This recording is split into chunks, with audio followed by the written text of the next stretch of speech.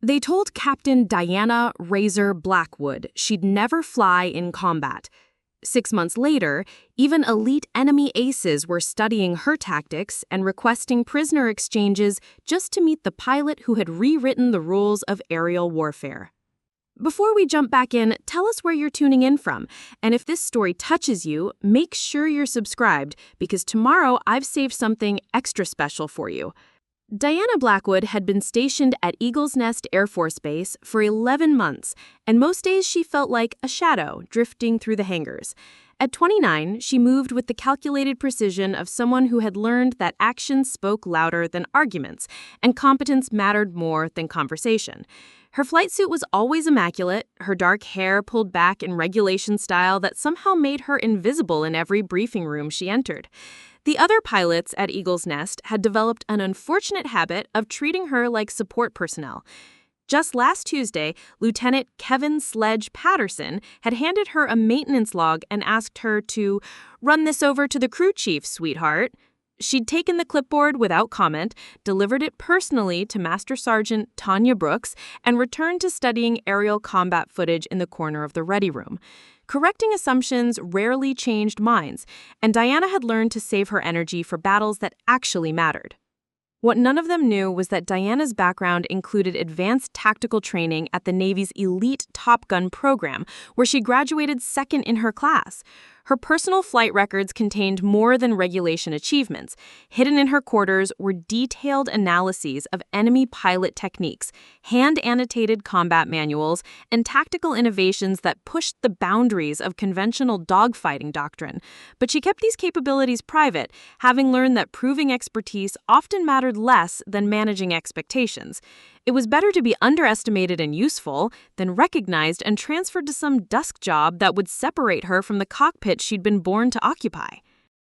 The first serious warning sign came during Thursday morning's squadron briefing.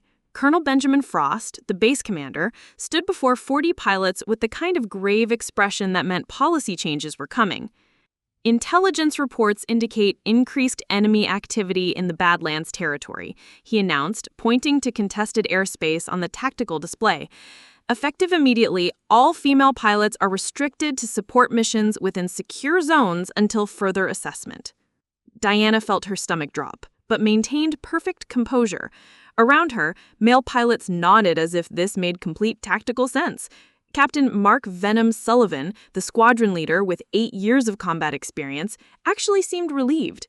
"Smart move," he murmured to his wingman. "Air-to-air combat requires split-second reflexes and physical endurance. No room for hesitation." After the briefing, Diana approached Colonel Frost's aide, Lieutenant Sarah Echo Martinez. "Sir, I'd like to request clarification on the new flight restrictions." Martinez barely glanced up from her tactical reports. "What's unclear? Colonel's orders are specific, support missions only." "With respect, my training record shows advanced combat certification." Your training record shows transport and reconnaissance operations, Blackwood. That's what you'll continue doing." Diana stood there for a moment, feeling the familiar weight of being dismissed before she'd even been heard. She could have mentioned her Top Gun qualification, her classified tactical innovations, her proven ability to outmaneuver pilots with twice her official experience. Instead, she nodded once and walked away. That evening, she sat in her quarters with enemy aircraft recognition charts spread across her desk. While other pilots were playing poker in the recreation hall, Diana was studying flight patterns that others ignored, marking attack vectors and defensive maneuvers with surgical precision. Her hand-drawn tactical diagrams showed engagement scenarios that weren't covered in standard training, situations requiring the kind of improvisation that separated good pilots from legendary ones. She folded the charts and secured them in her personal flight bag next to the advanced targeting calculations she'd memorized and the unconventional tactics manual that had saved her life during a classified training exercise in Nevada. Tomorrow would bring another day of routine reconnaissance flights, while the male pilots handled real combat missions. But Diana had learned something crucial during her years of service. Preparation mattered more than recognition. As she turned off her desk lamp, she had no way of knowing that within 72 hours, an elite enemy squadron would penetrate Eagle's Nest airspace, their leader an ace pilot who had never been defeated in aerial combat. The same colonel who had restricted her to support duties would soon be desperate enough to authorize a mission that every other pilot had declared suicide. But tonight, Diana Blackwood simply continued her quiet preparation for the war she knew was coming, unaware that she was about to prove that the most dangerous assumptions are the ones we make about people we've never bothered to understand. The culture of dismissal had been building at Eagle's Nest for months. It started with small comments during pre-flight briefings and grew into systematic exclusion from the missions that actually mattered. Diana had watched qualified female pilots transferred to administrative roles while less experienced male pilots received combat assignments. The message was clear. Real flying was men's work. Lieutenant Patterson seemed to take particular pleasure in these daily reminders. During Wednesday morning's tactical review, Diana had quietly suggested an alternative approach vector that would minimize radar exposure during reconnaissance missions. Patterson looked at her suggestion for exactly 3 seconds before crumpling the paper. "Stick to what you know, Blackwood," he said, loud enough for the entire ready room to hear. "Combat tactics aren't learned from textbooks." What Patterson didn't know was that Diana's textbook knowledge included real-world applications that had been tested under conditions he couldn't imagine. Her tactical suggestions weren't theoretical. They were refinements of techniques she developed during classified exercises where failure meant more than embarrassment. Master Sergeant Brooks, the chief of aircraft maintenance, had worked with Diana on dozens of missions and noticed something the pilots missed. "That Blackwood," she mentioned to her crew one afternoon while watching Diana perform her meticulous pre-flight inspection. "She checks systems most pilots never think about. Asked me last week about engine performance variations at extreme altitudes, specific stuff about air density and thrust-to-weight ratios." "Why would a transport pilot need to know that?" asked Airman Rodriguez. "Good question," Brooks replied, watching Diana test control service responsiveness with unusual thoroughness. "Makes me think she's preparing for flying that goes way beyond what they're letting her do." The real insult came during Friday's mission assignment briefing.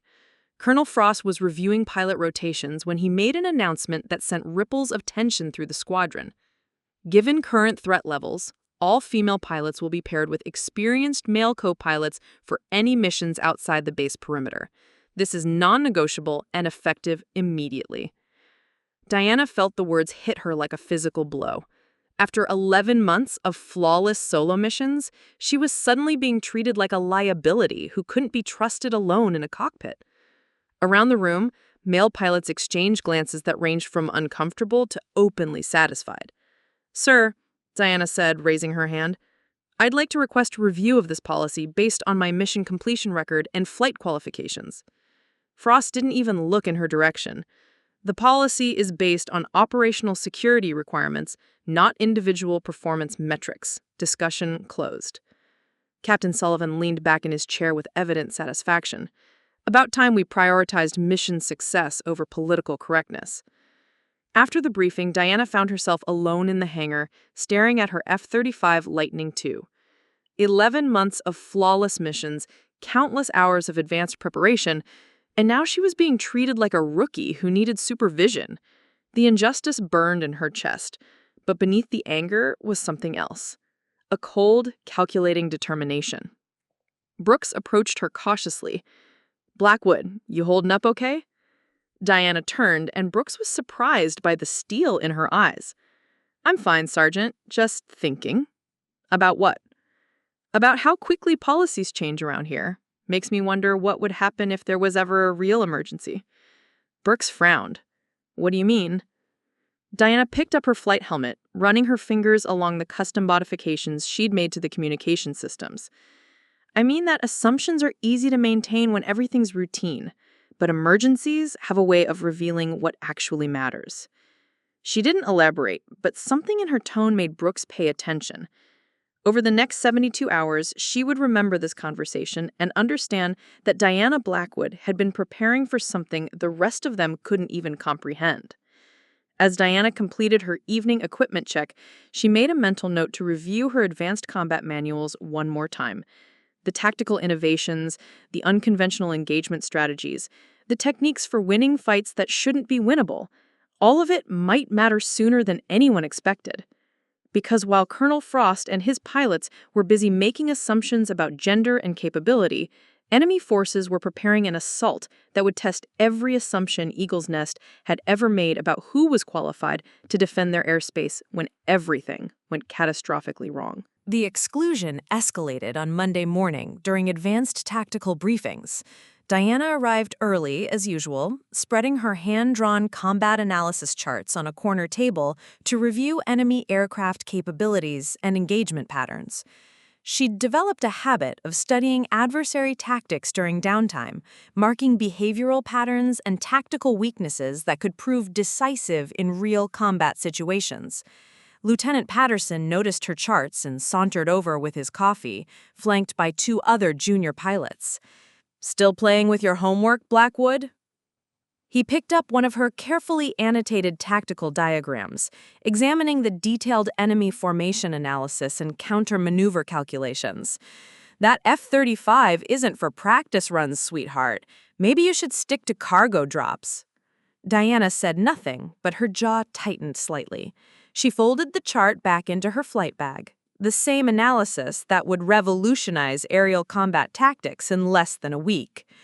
Around the ready room, other pilots glanced over with amused expressions. No one stepped forward to defend her expertise or ask about the obviously advanced tactical work she'd been developing. "I heard she thinks she's some kind of fighter ace," whispered Captain Ryan Bolt Armstrong to his wingman. "Transport duty getting to her head." Master Sergeant Brooks, overhearing the comment, felt compelled to add her perspective. "Female pilots are excellent for support missions, but air-to-air combat requires different capabilities: physical G-force tolerance, split-second decision-making under lethal pressure. Not trying to be unfair, just realistic." Diana continued her equipment inspection, but communications specialist Rodriguez noticed the way her hands had stilled on her checklist. Rodriguez had worked with Diana on advanced radio protocols for months, watching her study enemy communication frequencies with an intensity that seemed unusual for routine reconnaissance duties. "Blackwood's been asking some pretty sophisticated questions about electronic warfare countermeasures," Rodriguez said quietly to the group. "Stuff about jamming enemy targeting systems and maintaining communications during heavy interference." Patterson laughed. "Electronic warfare. What is this, some kind of video game? Next she'll be telling us about dogfighting maneuvers she learned from movies." What none of them knew was that electronic warfare expertise had kept Diana alive during a classified training exercise at Nellis Air Force Base, where her F-22 had been targeted by multiple enemy simulators using advanced jamming technology. She'd defeated 6 opponent aircraft using communication disruption techniques and radar spoofing methods that weren't taught in standard pilot training. But those exercises were classified beyond their security clearance, and Diana had learned not to waste energy correcting assumptions that wouldn't change operational reality. The real blow came during Tuesday afternoon's squadron evaluation meeting. Flight Operations Officer Thompson was reviewing pilot performance metrics when Colonel Frost made an announcement that sent shockwaves through the assembled aviators. Due to increased security concerns and recent intelligence assessments, all female pilots will be assigned mandatory supervision during any flights outside secure airspace.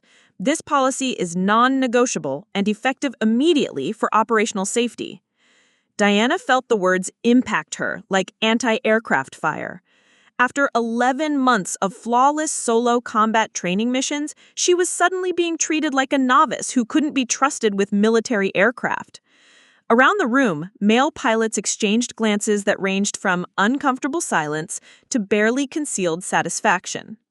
"Sir," Diana said, raising her hand with controlled precision, "I'd like to request a formal review of this policy based on my flight performance data and advanced certifications." Frost didn't even acknowledge her presence.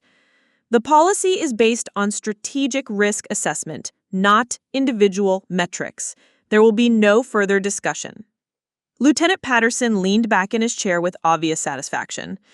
"Finally, some common sense around here. Combat aviation isn't a place for diversity experiments." After the briefing, Diana found herself alone in the aircraft maintenance bay, staring at her F-35 Lightning II. 11 months of perfect training missions, countless hours of advanced tactical preparation, and now she was being treated like a novice who couldn't be trusted with military aircraft.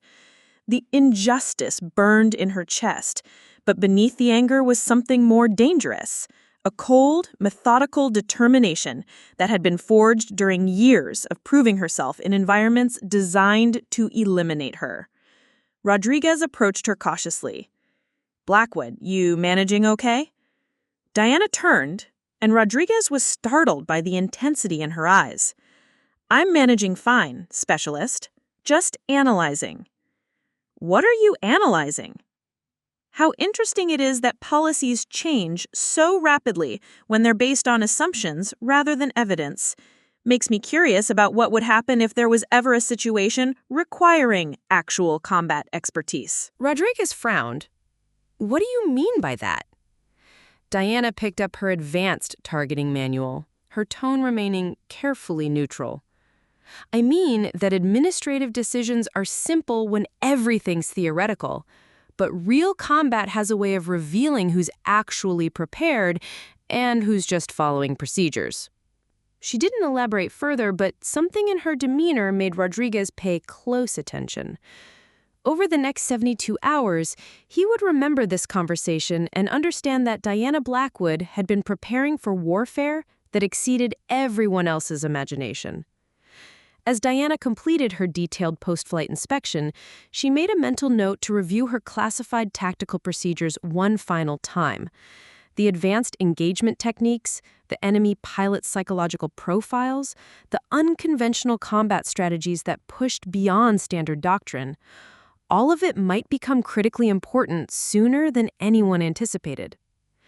The culture of systematic exclusion was becoming more entrenched daily.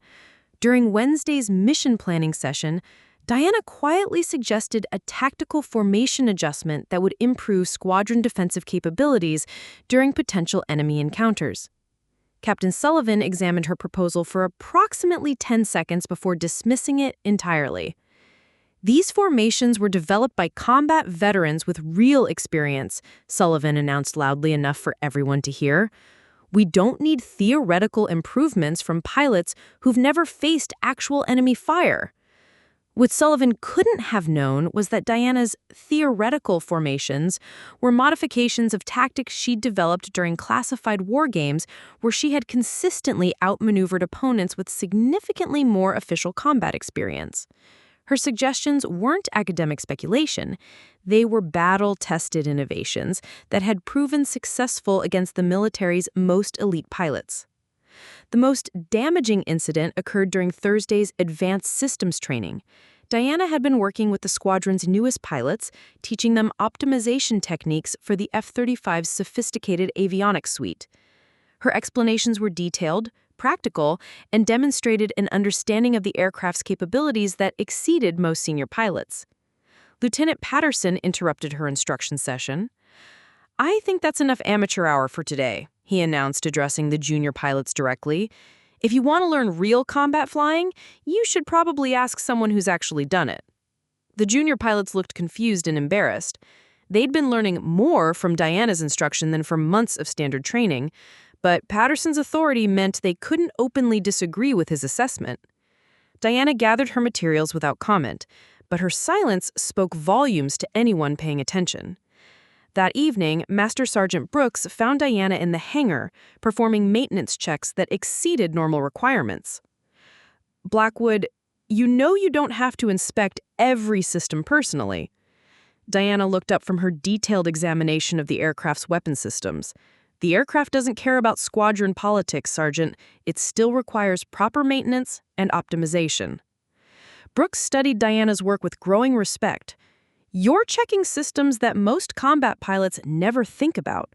Radar cross-section optimization, electronic countermeasure calibration, weapons system integration protocols. This is graduate-level stuff." "It's preparation," Diana corrected quietly. "Real combat doesn't wait for perfect conditions or conventional approaches."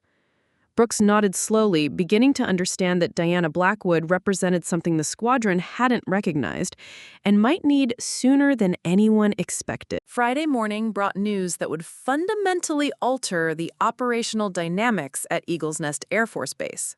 Diana was performing her routine pre-flight inspection when the base-wide announcement crackled through every speaker system, delivered in Colonel Frost's unmistakably authoritative tone.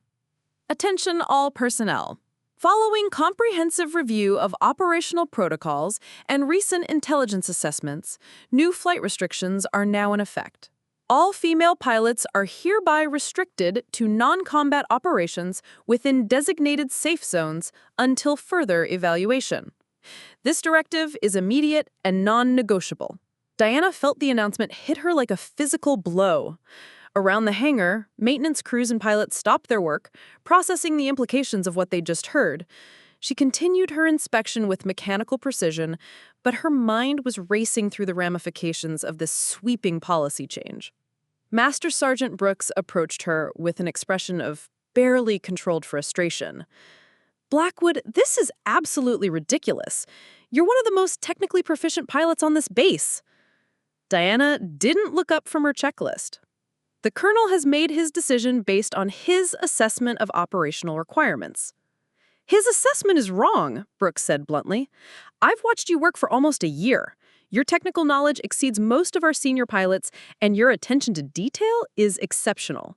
What Brooks didn't fully understand was that Diana's attention to detail represented years of advanced tactical preparation. While other pilots focused on standard procedures, Diana had been developing innovative combat techniques that pushed the boundaries of conventional aerial warfare doctrine. The restriction order had immediate and devastating effects on squadron morale and operational efficiency. Within hours, 3 of the base's most qualified pilots were effectively grounded from meaningful missions. Diana watched as less experienced male pilots were assigned to reconnaissance flights that she had been conducting flawlessly for months. Lieutenant Patterson seemed particularly energized by the new policy. During the afternoon briefing, he made several comments that revealed his satisfaction with the changed dynamics. "Finally, we can focus on real military operations instead of social experiments. Combat aviation requires physical and mental capabilities that some people just don't possess." Captain Sullivan nodded approvingly. "The military isn't a place for proving political points. When lives are on the line, you want your most capable pilots in the air." What neither Patterson nor Sullivan understood was that their most capable pilots had never been tested against the kind of advanced adversaries that Diana had been preparing to face. Their confidence was based on routine operations against predictable opponents, not the sophisticated threats that intelligence reports were beginning to identify. Diana spent the afternoon in the base library, reviewing classified threat assessments that painted a disturbing picture of enemy capabilities. Advanced aircraft with stealth technology, highly trained pilots using unconventional tactics, and electronic warfare systems that could neutralize standard defensive measures. She cross-referenced these threats with her own tactical innovations, identifying potential countermeasures that weren't covered in official doctrine. Her hand-drawn tactical diagrams showed engagement scenarios that required the kind of improvisation and advanced technique that most pilots had never even considered. Master Sergeant Rodriguez found her there as the library was closing. "Blackwood, what are you working on?" Diana looked up from her analysis of enemy pilot psychological profiles. "Research. If I'm going to be restricted to support operations, I might as well use the time productively." Rodriguez examined the materials spread across her table: advanced tactical manuals, enemy aircraft specifications, electronic warfare countermeasure protocols, and detailed psychological assessments of adversary pilots. "This isn't support operation material. This is graduate-level combat analysis. Where did you learn to do this kind of work?" Diana began gathering her materials carefully. "Various sources. Advanced training programs, classified briefings, personal study. Knowledge accumulates over time." "But why? If you're restricted to non-combat operations, why continue studying enemy tactics?" Diana paused in her organizing of the documents. "Restrictions are administrative decisions, Rodriguez. Enemy threats our operational realities. The two don't always align perfectly. Her response made Rodriguez increasingly curious about Diana's background and capabilities. Over the following days, he began paying closer attention to her activities and conversations, slowly recognizing that she represented something extraordinary that the command structure had failed to identify. The restriction order created an atmosphere of tension and resentment throughout the female pilot community. Captain Amanda Storm Hayes, one of the other grounded pilots, approached Diana during evening chow. "Blackwood, we need to file formal complaints about this policy. It's discriminatory and operationally counterproductive." Diana considered the suggestion while reviewing enemy aircraft recognition charts. "Hayes, formal complaints require administrative channels and bureaucratic processes. How long do you think that will take?"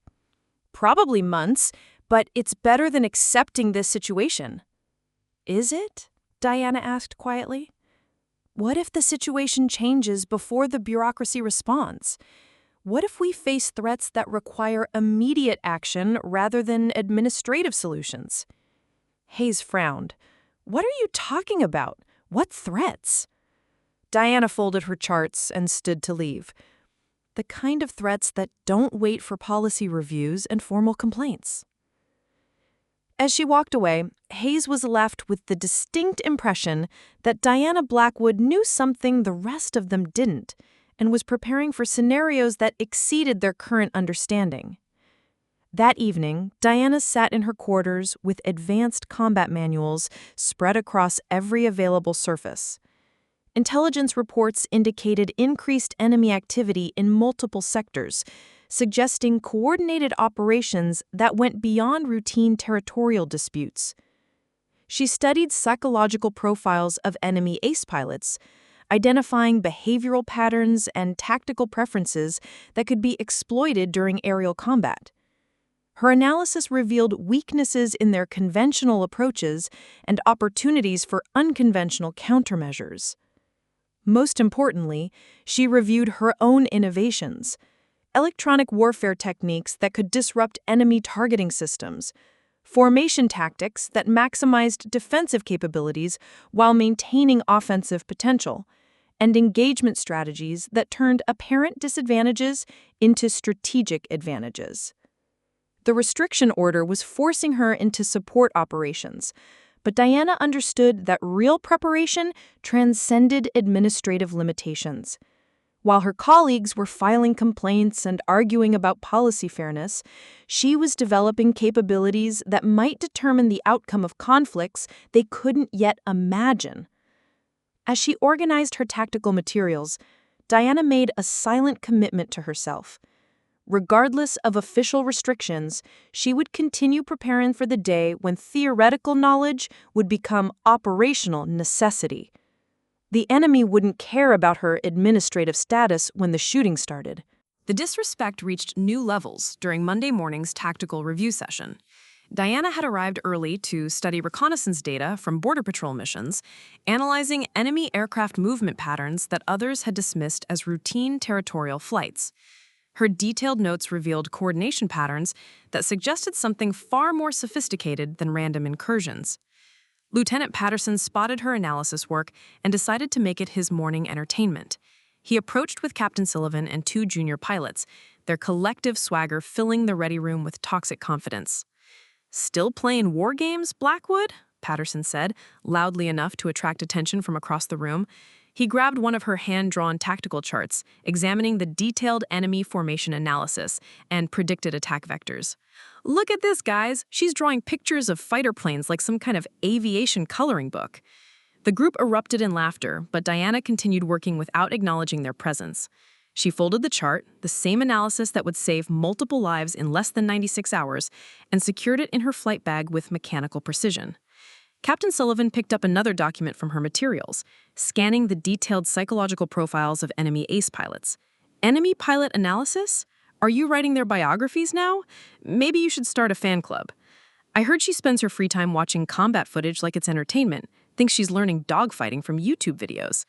What they didn't understand was that Diana's entertainment consisted of classified combat recordings from multiple conflicts, frame-by-frame analysis of engagement sequences, and detailed studies of tactical innovations that had determined the outcomes of aerial battles.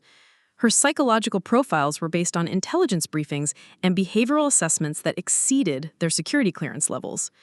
The mockery escalated when Master Sergeant Brooks entered the ready room for the morning briefing. She noticed Diana's work materials and the cluster of pilots making jokes at her expense. "What's the commotion about?" Brooks asked, though her tone suggested she already suspected. "Blackwood here thinks she's studying to become some kind of fighter race," Patterson explained with exaggerated patience. "She's got enemy pilot trading cards and everything." Brooks examined Diana's materials more carefully than the pilots had bothered to do so. What she saw were sophisticated tactical analyses that demonstrated understanding of aerial combat that exceeded standard training protocols. "These aren't trading cards," Brooks said quietly. "This is advanced tactical intelligence. Where did you learn to do analysis like this?" Before Diana could respond, Patterson interrupted with obvious irritation. "Come on, Sergeant, it's just internet research dressed up to look professional. Anyone can copy stuff from aviation websites." "Actually," Diana said, speaking for the first time during the entire exchange, her voice perfectly calm and controlled, "the psychological profile methodology comes from advanced intelligence training at Langley.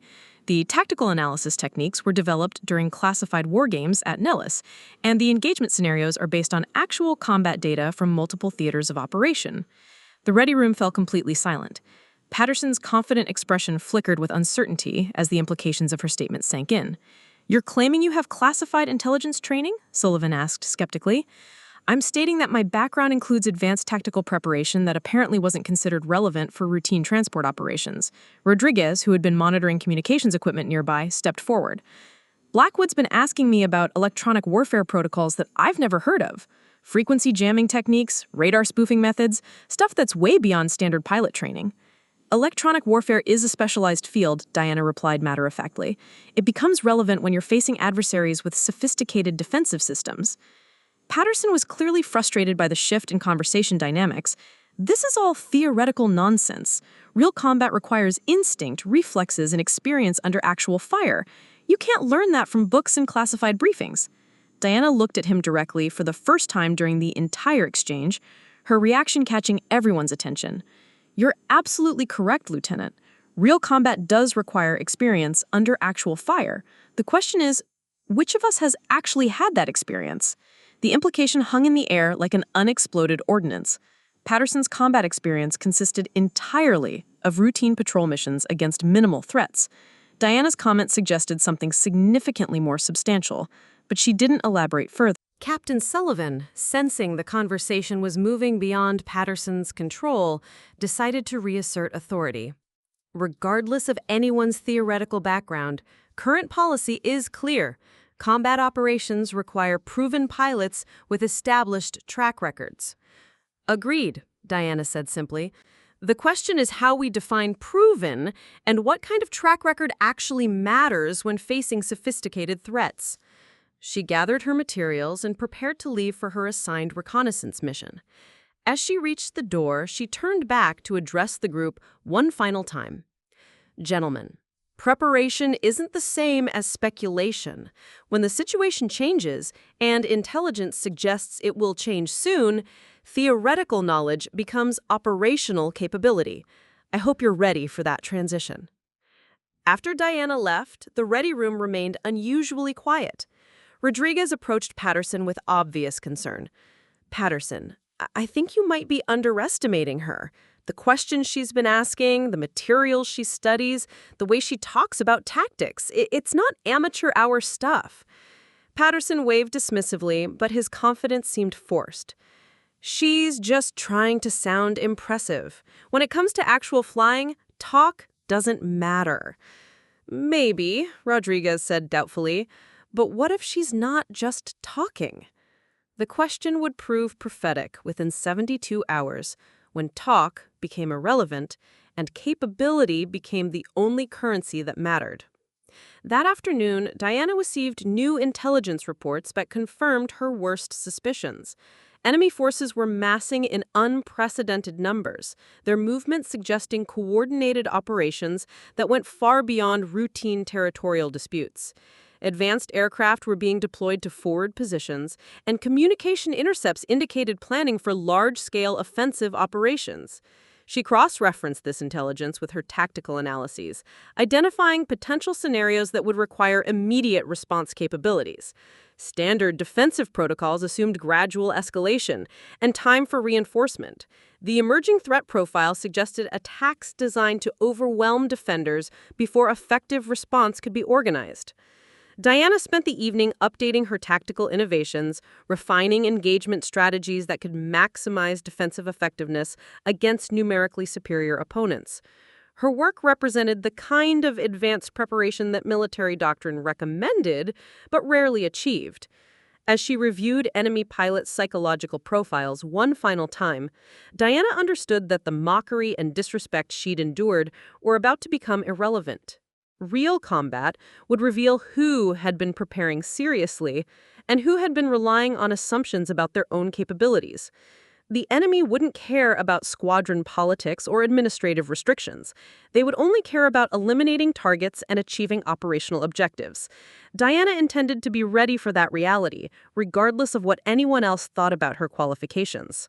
The emergency alert screamed through Eagle's Nest Air Force Base at 0647 hours on Thursday morning, shattering the routine calm with the kind of urgency that meant everything had changed in an instant. Diana was in the maintenance hangar performing her daily pre-flight inspection when the base-wide alarm system activated, followed immediately by Colonel Frost's voice over the communication system. All personnel to emergency stations. We have multiple hostile contacts approaching Badlands territory. This is not a drill. Repeat, this is not a drill. The hangar erupted into controlled chaos as maintenance crews secured equipment and pilots rushed toward the command center for emergency briefing. Diana dropped her inspection checklist and joined the stream of personnel moving toward the tactical operations room, her heart pounding with a mixture of anticipation and dread. The command center was packed beyond capacity when she arrived. Radar screens displayed a nightmare scenario. 12 enemy fighters in tight formation approaching Eagle's Nest airspace with obvious hostile intent.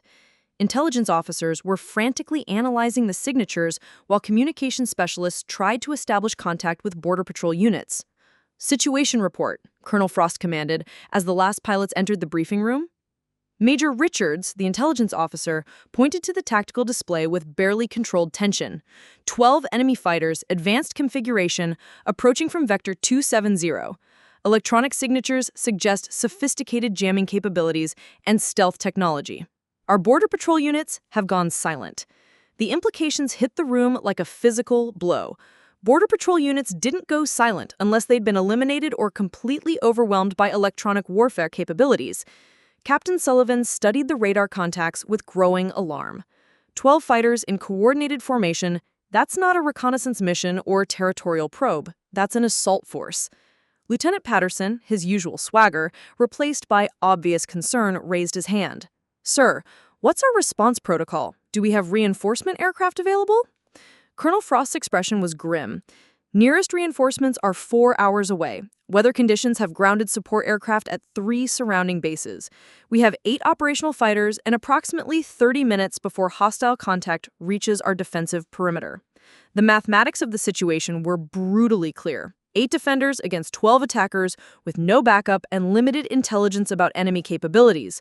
Under normal circumstances, these odds would be challenging but manageable. But intelligence reports indicated these weren't normal adversaries.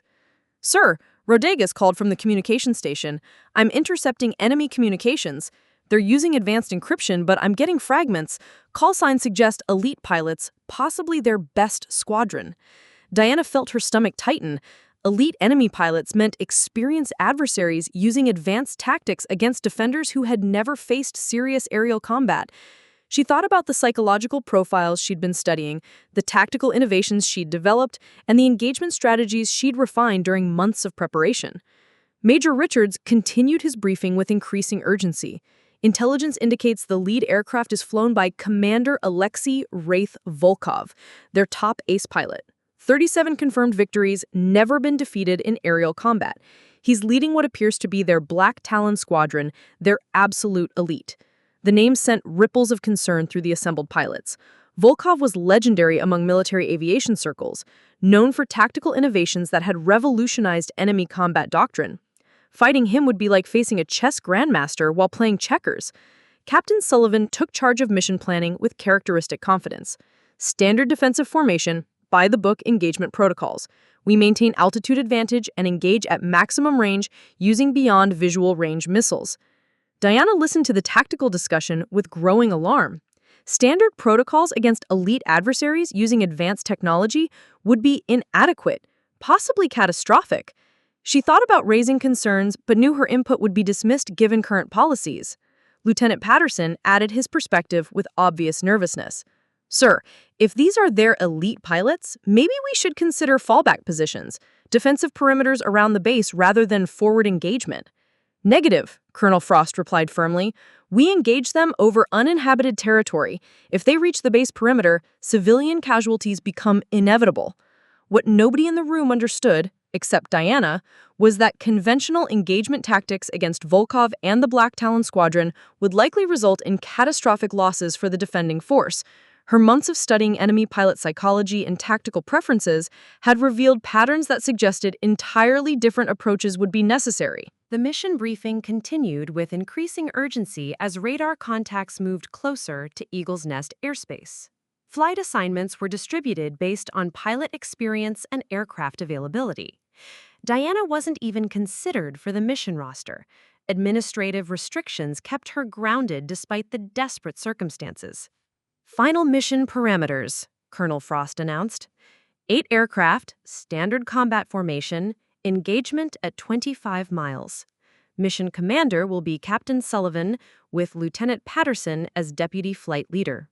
Diana watched as her colleagues prepared for a mission that intelligence analysis suggested they weren't equipped to handle.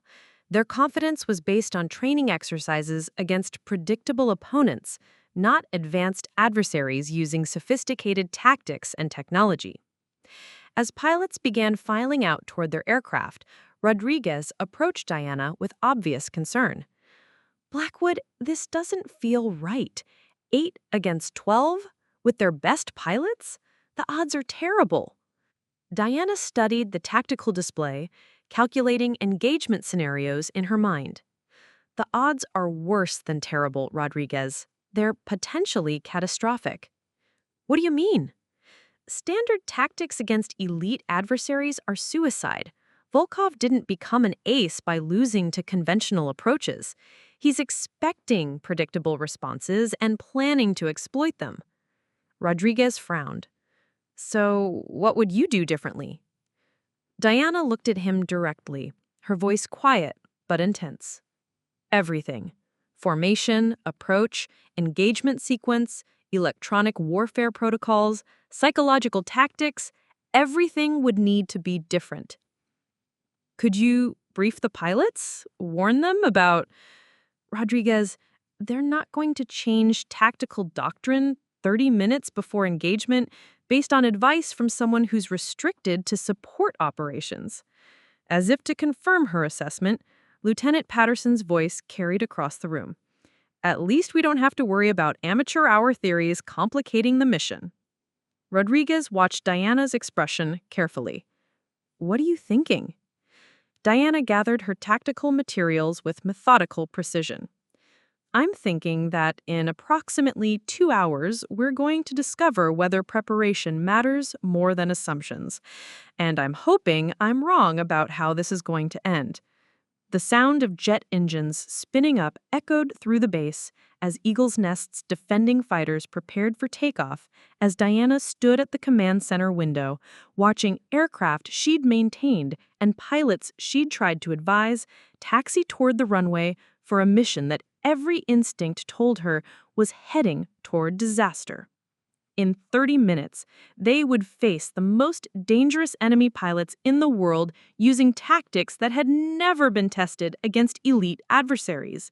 Diana had spent months preparing for exactly this scenario, but she would be watching from the ground, while others learned whether conventional wisdom was adequate for unconventional threats.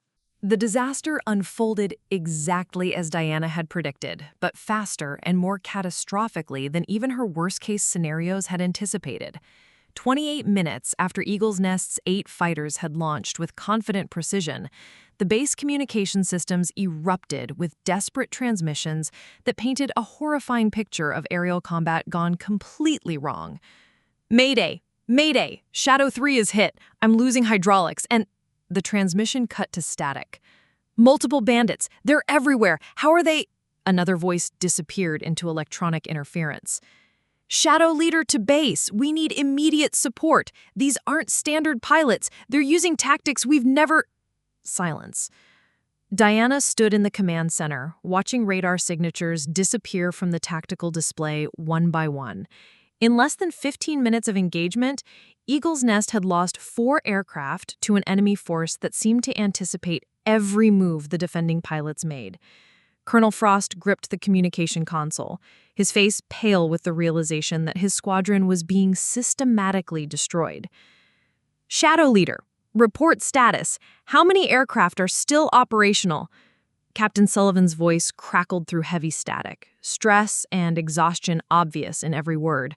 "Base control, we have 4 aircraft remaining, but we're completely outmaneuvered. Volkov, he's not flying like anything we've trained against. He's 3 steps ahead of every tactical decision we make." "Fall back to defensive positions," Frost ordered. "Establish perimeter around—" "Negative," Sullivan interrupted. "They're hurting us exactly where they want us. Every fallback position becomes a trap. It's like they know our doctrine better than we do." The truth of the situation was becoming undeniably clear. Eagle's Nest pilots weren't just being defeated, they were being systematically destroyed by adversaries operating on a completely different level of tactical sophistication. Rodriguez monitored enemy communications with growing alarm. "Sir, I'm intercepting their tactical coordination. They're discussing Phase 2 operations. This wasn't just about defeating our fighters, it was about clearing airspace for something bigger." "What kind of something bigger?" Frost demanded. "Unknown, sir, but radar is showing additional contacts approaching from multiple vectors, larger aircraft, possibly bombers or transport planes." The implications hit the command center like a physical blow. The air-to-air engagement had been the prelude to a larger operation, possibly a full-scale assault on the base itself. Lieutenant Patterson's voice burst through the static with barely controlled panic. "Base control, Shadow 7 is down. Volkov just— I've never seen flying like that. He's not following any rules we know about." Diana stepped forward from her position near the tactical display. "Colonel, request permission to launch immediate support." Frost turned to her with an expression of desperate frustration. "Blackwood, you're restricted to non-combat operations. I can't authorize—" "Sir," Diana interrupted, her voice calm despite the chaos around them. Current restrictions were based on routine operational assumptions. Those assumptions no longer apply. You're talking about facing Volkov, the pilot who just destroyed half our squadron in 15 minutes. This isn't transport duty or reconnaissance flying." Diana met his gaze directly. "No, it isn't. It's exactly the kind of combat I've been preparing for." The command center fell silent, except for the ongoing radio chatter from the remaining fighters. Everyone stared at Diana as if seeing her clearly for the first time. "What kind of preparation?" Colonel Frost asked quietly. Diana approached the tactical display, pointing to the enemy formation patterns. "Volkov is using modified energy fighting tactics combined with psychological warfare techniques. He's not just outflying our pilots, he's manipulating their decision-making processes by creating scenarios that trigger predictable responses." She traced flight paths on the screen with surgical precision. He establishes altitude advantage, forces our pilots into defensive positions where their options become limited, then exploits their training against them. Every defensive maneuver they make follows doctrine he's studied and prepared to counter. Rodriguez looked up from his communication equipment. "How do you know their tactics so specifically?" "Because I've been studying Volkov's combat history for 6 months. His engagement patterns, psychological preferences, tactical innovations, everything. I know how he thinks and how he fights." Captain Sullivan's voice crackled through the speakers, increasingly desperate. Base control, we need different tactics. Standard approaches aren't working. Volkov is anticipating every move. Diana stepped toward the communication console. Colonel, request permission to provide tactical guidance to remaining aircraft. You want to coach them through radio contact? No, sir. Radio contact won't be sufficient. Volkov monitors our communications and adapts in real time. The only way to counter his tactics is direct engagement, using approaches he hasn't studied. The weight of what she was suggesting settled over the command center like lead. Lieutenant Patterson's panicked voice provided grim context. Shadow 2 is hit.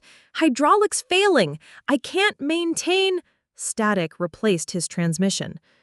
3 aircraft remained operational against an enemy force that had proven capable of destroying trained combat pilots with terrifying efficiency. Colonel Frost stared at Diana for several seconds that felt like hours. Blackwood, if I authorize this mission, you'll be facing the best enemy pilot in the world with no backup and no margin for error. If you fail. If I fail, the base falls anyway, Diana replied simply. But if I don't try, we lose everything without even attempting a real defense. Master Sergeant Brooks approached from the maintenance area. Sir, her aircraft is fully operational, all systems checked and weapons loaded. She could launch in 5 minutes. This is insane, Major Richards protested. We're talking about sending one pilot against an entire enemy squadron that just decimated our best fighters. Diana turned to face him directly. Major, insane is continuing tactics that have already failed. Insane is hoping that conventional approaches will somehow work against unconventional threats. Rodriguez suddenly straightened at his communication station. Sir, Captain Sullivan is requesting immediate extraction.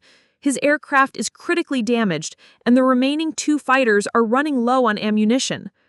The final pieces of Eagle's Nest's defensive strategy were collapsing in real time. Within minutes, the base would be completely defenseless against whatever Phase 2 operations the enemy had planned. Colonel Frost looked at Diana one last time. What makes you think you can succeed where our most experienced pilots failed? Diana's response was quiet, but filled with absolute conviction. Because they fought Volkov using tactics he expected. I'm going to fight him using tactics he's never seen. She paused. Her eyes reflected months of preparation and analysis.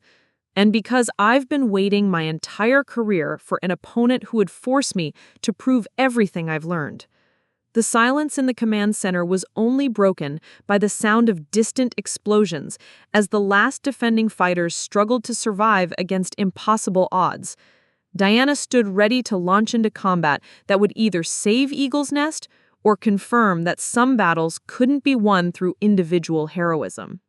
Colonel Frost made the decision that would change everything. Get her aircraft ready for immediate launch. And God help us all. Diana sprinted across the tarmac toward her F-35 Lightning II with the kind of focused intensity that comes from months of mental preparation finally meeting operational reality.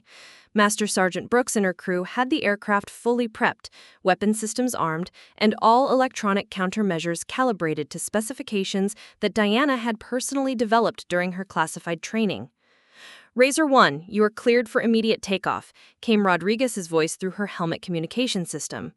Current tactical situation, 3 friendly aircraft still engaged, enemy squadron maintaining formation at Angels 20, bearing 270. Diana's hands moved across the cockpit controls with mechanical precision, but her mind was already in combat mode, analyzing the tactical situation through the lens of everything she'd learned about Volkov's psychological and strategic preferences. Base control, Razor 1 ready for departure. Request clearance for unconventional approach vector. Colonel Frost's voice crackled through the radio with obvious tension. Razor 1, define unconventional approach vector. Sir, standard engagement protocols position fighters for beyond visual range missile combat. Volkov expects that approach and has proven capable of defeating it. I'm requesting authorization for close-range engagement using terrain masking and electronic warfare deception. The pause on the radio lasted several seconds, seconds during which another Eagle's Nest fighter pilot might die while command hesitated over procedures. Razor 1, you are authorized for whatever approach you deem necessary. Just bring our people home. Diana engaged the throttle and felt the familiar surge of acceleration as her F-35 lifted off from Eagle's Nest runway. But instead of climbing to standard combat altitude, she dropped to less than 200 feet above ground level, using terrain features to mask her approach from enemy radar systems. This was the first tactical innovation that separated her from conventional fighter doctrine. Rather than seeking altitude advantage, she was using the Earth itself as camouflage, appearing on enemy screens as terrain clutter rather than an approaching threat.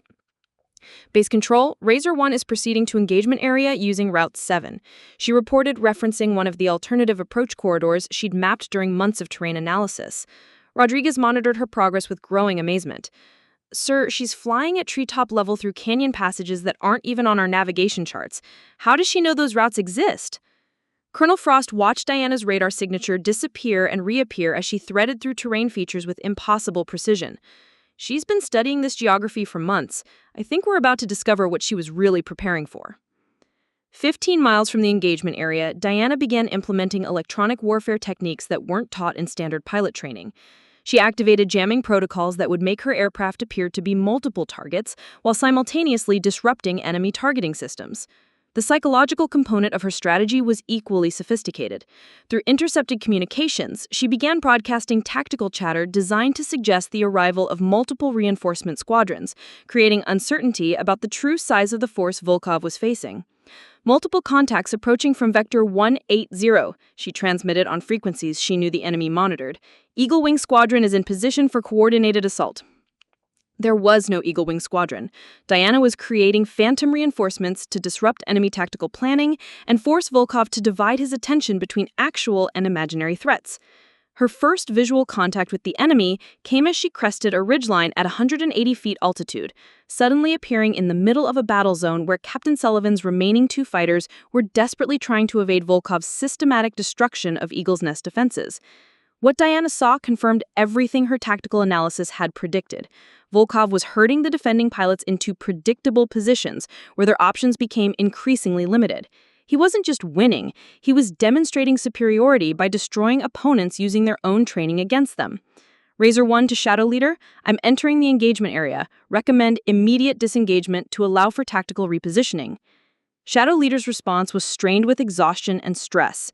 Razor 1, negative on disengagement. We're pinned down by multiple contacts. Any attempt to disengage results in missile lock. This was exactly the tactical trap that Diana had studied in Volkov's combat history. He created scenarios where conventional responses led to predictable destruction. But she had prepared for this specific situation. Shadow Leader, when I give the signal, execute a coordinated climb to Angels 30. I'll provide electronic cover and tactical distraction. Razor 1, that's suicide! Volkov will have clear shots at all of us during the climb. Not if he's busy dealing with threats he didn't expect. Diana activated the first phase of her unconventional engagement strategy. Instead of announcing her presence through aggressive maneuvering, she positioned her aircraft to appear as if she were fleeing the battle area, a psychological tactic designed to trigger Volkov's pursuit instincts. The response was immediate and predictable. Volkov detached from his formation to intercept what appeared to be a retreating aircraft, exactly as Diana's analysis of his psychological profile had suggested he would. "Unknown aircraft, you cannot escape," came Volkov's voice through international emergency frequencies, his English accented but precise. "Surrender now and avoid unnecessary destruction." Diana smiled grimly inside her helmet. Volkov's need to demonstrate dominance over fleeing opponents was exactly the weakness she'd identified through months of studying his combat recordings. "Commander Volkov," she responded, using his name deliberately to demonstrate that she knew exactly who she was facing. "I'm not running away. I'm choosing the terms of our engagement." The surprise in Volkov's response was evident even through radio static. "You know my identity? Interesting. Most pilots prefer to die anonymously." "Most pilots haven't studied your tactics for 6 months," Diana replied, as she executed a maneuver that appeared to be panicked evasion, but was actually precise positioning for her real attack sequence. Volkov took the bait, following her apparent retreat into a canyon system that Diana had mapped extensively. What he didn't realize was that she was leading him into terrain that would neutralize his altitude advantage and electronic warfare capabilities. "You fly well for someone about to die," Volkov transmitted, his confidence evident as he closed the distance between their aircraft. "Thank you," Diana replied calmly, "but I think you'll find that your assumptions about this engagement are about to be proven incorrect." She had led Volkov exactly where she wanted him: low altitude, confined terrain, and separated from his supporting squadron. Now the real battle would begin, and Diana was about to demonstrate that months of preparation could overcome years of conventional experience when tactical innovation met elite capability. The first test of her unconventional approach was about to prove whether preparation truly mattered more than reputation. The canyon engagement that followed would be studied in military academies for decades, but in the moment it unfolded with the brutal clarity of two master tacticians testing each other's absolute limits. Diana had chosen the terrain carefully: narrow passages that neutralized Volkov's preferred high-altitude energy fighting, forcing him into close-quarters maneuvering where her unconventional techniques would prove most effective. "Impressive tactical positioning," Volkov transmitted as he realized the constraints Diana had imposed on their engagement. "You have forced me into terrain that limits my options. Few pilots understand the psychological dimension of aerial combat." Diana rolled her F-35 through a series of maneuvers that appeared to violate standard fighter doctrine, using the canyon walls to mask her approach while maintaining perfect control at impossibly low altitude. "Commander, most pilots study aircraft performance. I studied pilot psychology." What happened next redefined everyone's understanding of what was possible in aerial combat. Diana executed a maneuver that her months of classified training had perfected, using the F-35's stealth characteristics in combination with terrain features to literally disappear from Volkov's targeting systems while remaining in visual contact. "Impossible," Volkov muttered, his voice carrying the first hint of uncertainty. "You cannot maintain stealth capabilities while maneuvering at this altitude." "You're correct about conventional stealth capabilities," Diana replied as she reappeared on his radar in a position that should have been physically impossible, "but conventional understanding has limitations." She had spent months developing techniques that pushed the F-35's capabilities beyond manufacturer specifications, using electronic warfare innovations that created multiple false signatures while maintaining actual stealth characteristics. Volkov was fighting an opponent who appeared to be in 3 places simultaneously. The engagement escalated as Volkov attempted to regain tactical advantage through aggressive maneuvering, but Diana had anticipated every approach he might use. Her psychological analysis had revealed his tendency to rely on intimidation and superior positioning, weaknesses she was systematically exploiting. "You fight unlike any pilot I have encountered," Volkov admitted as Diana outmaneuvered his third attempted missile lock. "Your training background is not standard military doctrine." "No, it isn't," Diana confirmed as she executed a vertical climb that positioned her above Volkov despite his altitude advantage moments earlier. "Standard doctrine assumes predictable opponents using conventional tactics." Through the base communication system, Rodriguez was providing real-time updates to the command center. "Sir, I'm monitoring their engagement through electronic signatures. Diana is outmaneuvering Volkov using techniques that don't appear in any manual I've seen." Colonel Frost watched the tactical display with growing amazement. How is she maintaining position advantage against the most experienced enemy pilot in their Air Force? "She's not fighting his aircraft," Major Richards observed, studying the engagement patterns. "She's fighting his decision-making process. Every move he makes seems to be anticipated and countered before he completes it."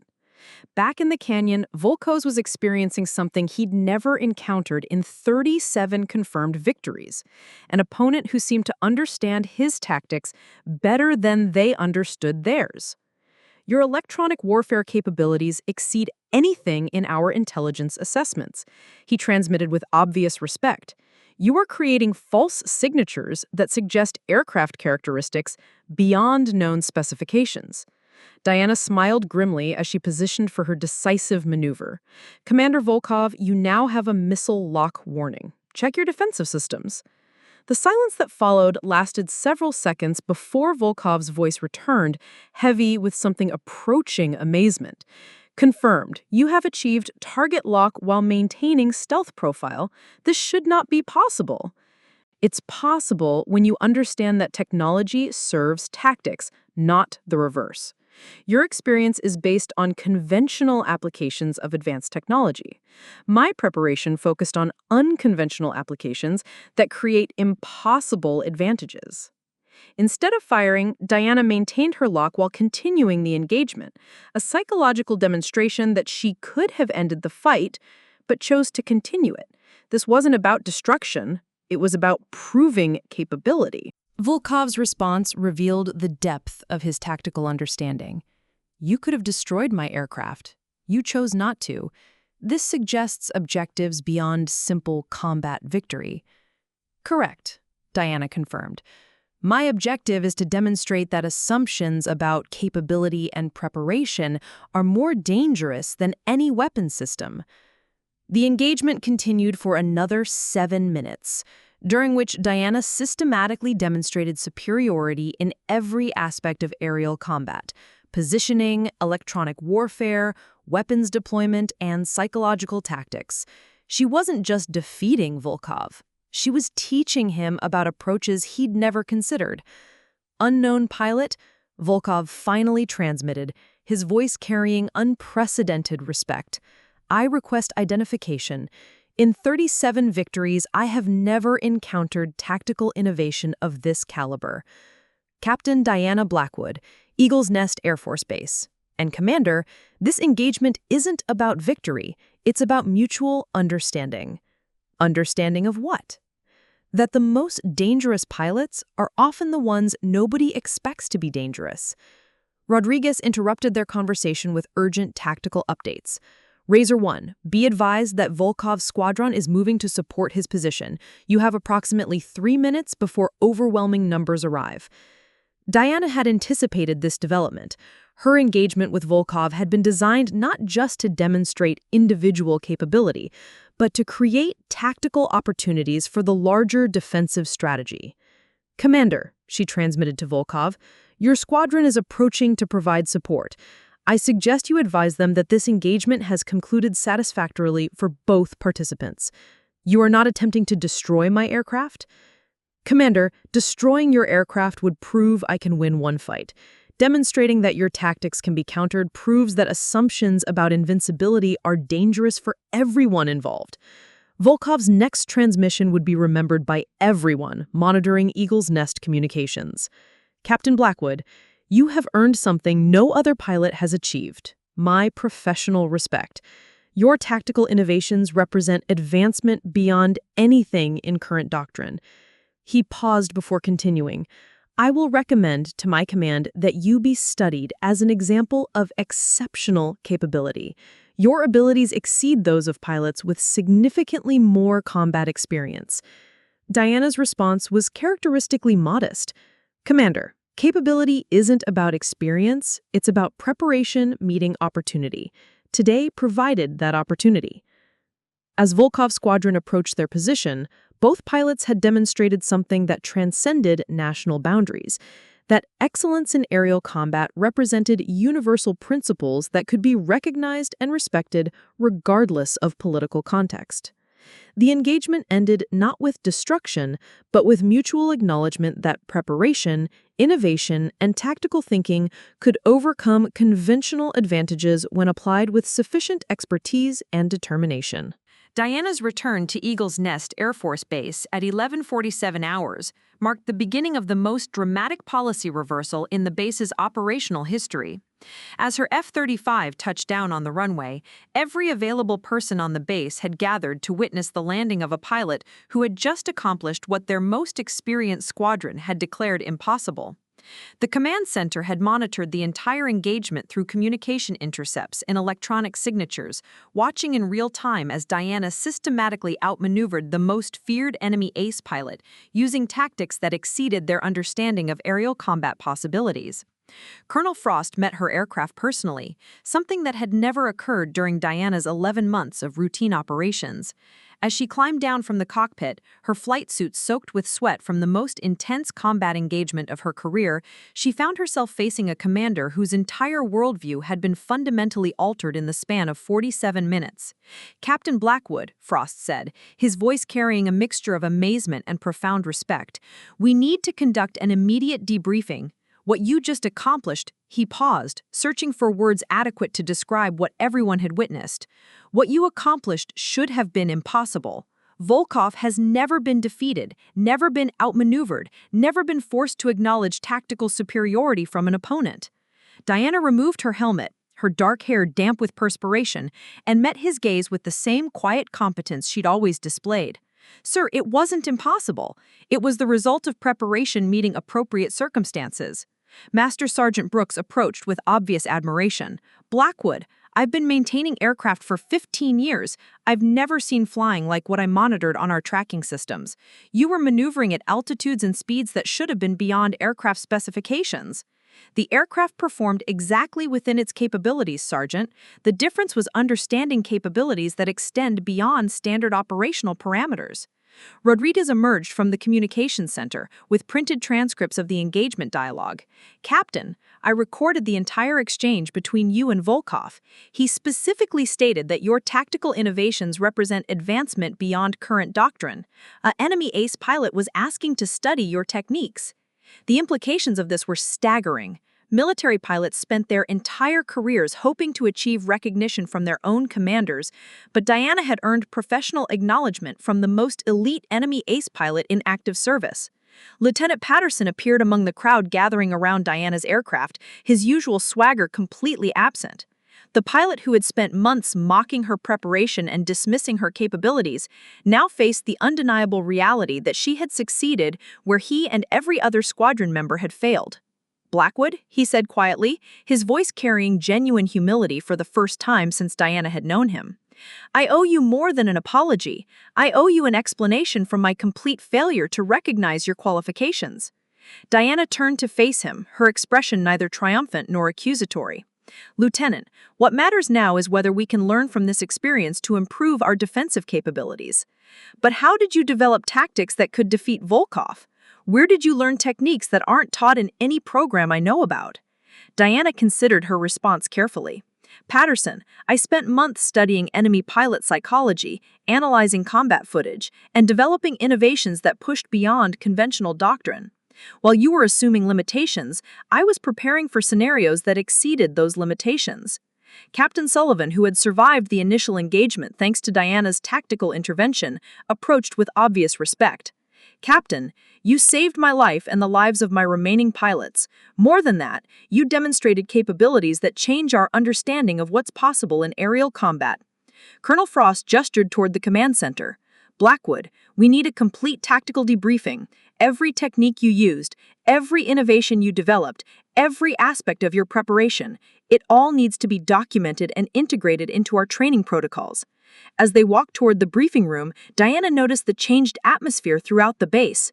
Personnel who had barely acknowledged her existence for 11 months now watched her with expressions of respect and curiosity. The pilot who had been invisible had become impossible to ignore.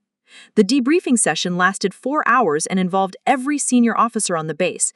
Diana methodically explained her tactical innovations, the electronic warfare techniques that created multiple false signatures, the psychological analysis that predicted enemy behavior patterns, the terrain utilization strategies that neutralized conventional advantages. These techniques, Major Richards observed, studying Diana's detailed notes, represent graduate-level tactical theory applied to real-world combat scenarios.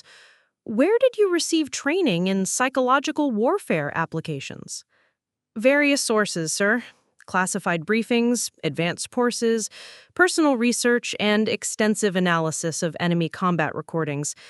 Knowledge accumulates when you prepare seriously for scenarios others consider theoretical. Colonel Frost consulted his notes before making an announcement that would transform Eagle's Nest's operational culture. Effective immediately, all previous flight restrictions based on gender are permanently rescinded. Mission assignments will be determined solely by demonstrated capability and tactical expertise. He paused, looking directly at Diana. Furthermore, Captain Blackwood is promoted to senior flight instructor with responsibility for developing advanced combat tactics training for all squadron pilots. The silence in the briefing room was profound. In less than 1 day, Diana had gone from restricted support operations to senior leadership responsibility for the base's most critical training programs. Lieutenant Patterson raised his hand with obvious discomfort. "Sir, request permission to enroll in Captain Blackwood's advanced tactics course." "Granted," Frost replied. "In fact, advanced tactics training is now mandatory for all combat pilots. We clearly have significant gaps in our tactical preparation." Rodriguez approached Diana as the briefing concluded. "Captain, I've been thinking about something you said before the engagement. You mentioned that preparation matters more than recognition.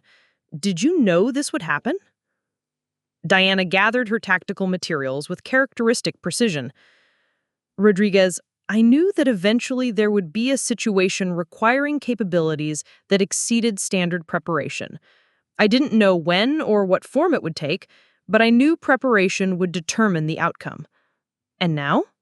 Now we have proof that assumptions about limitation are more dangerous than any enemy weapon system. The question is whether we'll learn from this experience or return to comfortable assumptions." As Diana left the briefing room, she carried with her the satisfaction of vindication earned through capability rather than politics.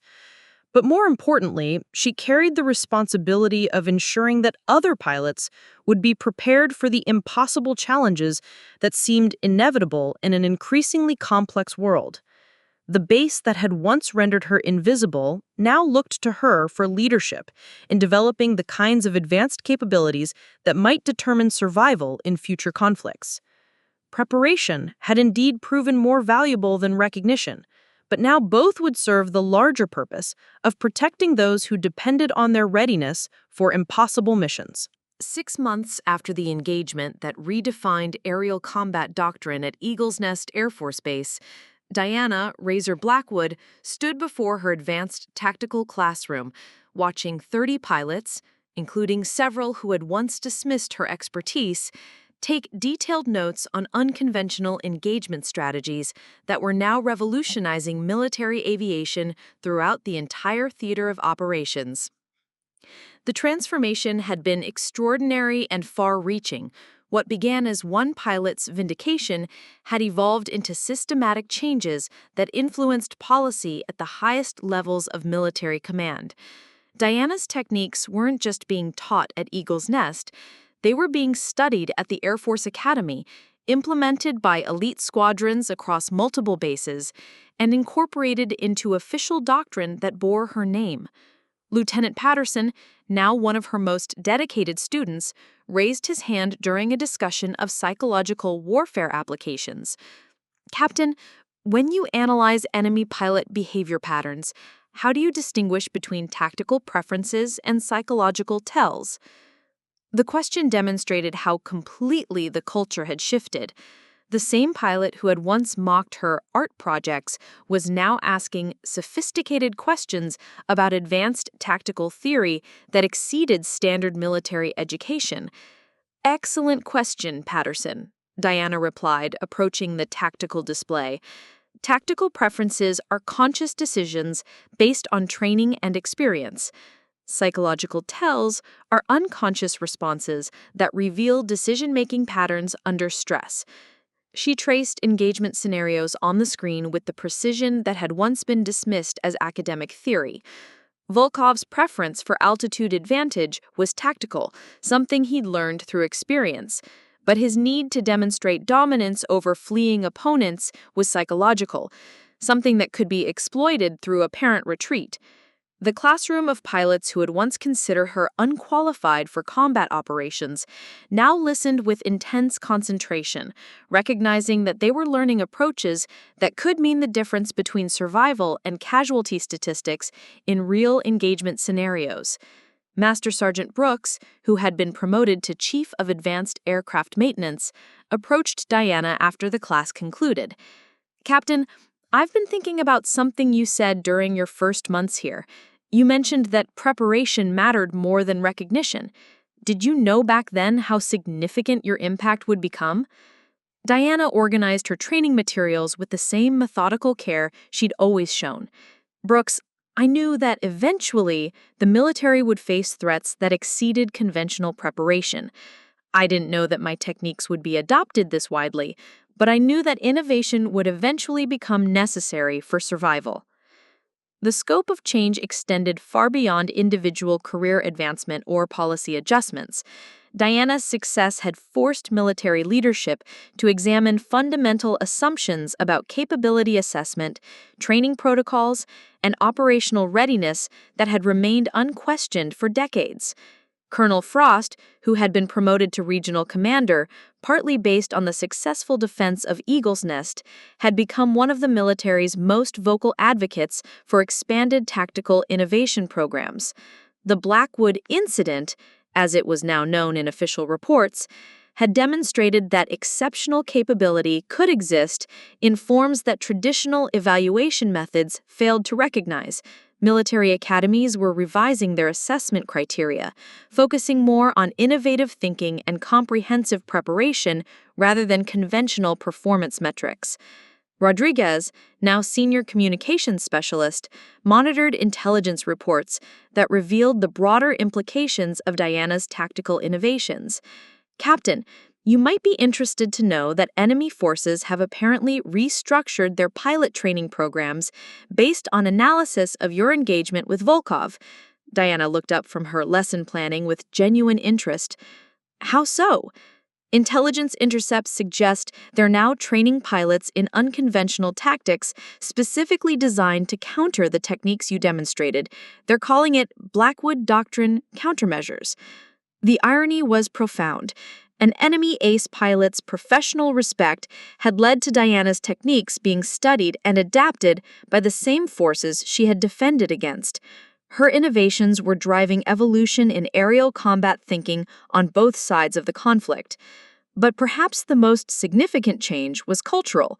Female pilots throughout the military were reporting dramatically different treatment and opportunities. The systematic exclusion and dismissive assumptions that had characterized Diana's early months at Eagle's Nest were being challenged at bases throughout the region. Captain Amanda Storm Hayes, one of the pilots who had been grounded alongside Diana, was now leading her own advanced reconnaissance squadron using techniques derived from Diana's tactical innovations. The difference is incredible, Hayes reported during a base commander's conference. 6 months ago, we were restricted to support operations because of assumptions about our capabilities.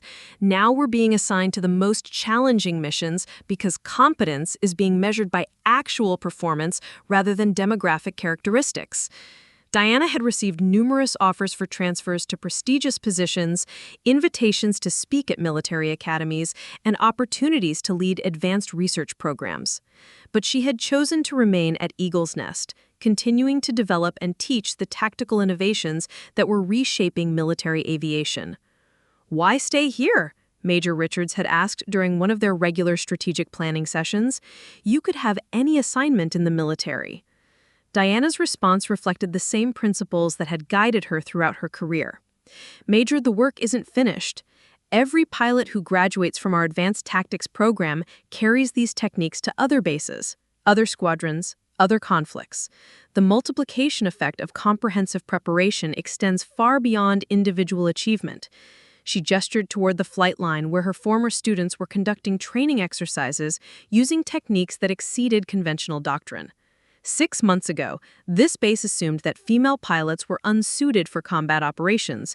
Now we're training pilots who exceed previous standards of tactical capability regardless of their demographic characteristics. The evening Diana received official notification of her promotion to major and appointment as Director of Advanced Tactical Innovation, she sat in her quarters reviewing the same hand-drawn maps and tactical analyses that had once been dismissed as amateur artwork. Rodriguez found her there, surrounded by materials that had been transformed from objects of mockery into foundational documents for military tactical evolution. "Major Blackwood," he said, using her new rank for the first time, "any regrets about the path that brought you here?" Diana looked up from her strategic planning materials, her expression reflecting the quiet satisfaction of someone whose preparation had proven adequate for impossible challenges. Rodriguez, regrets assume that alternative approaches would have produced better outcomes. I prepared for scenarios that others considered impossible, and when those scenarios occurred, preparation determined the results.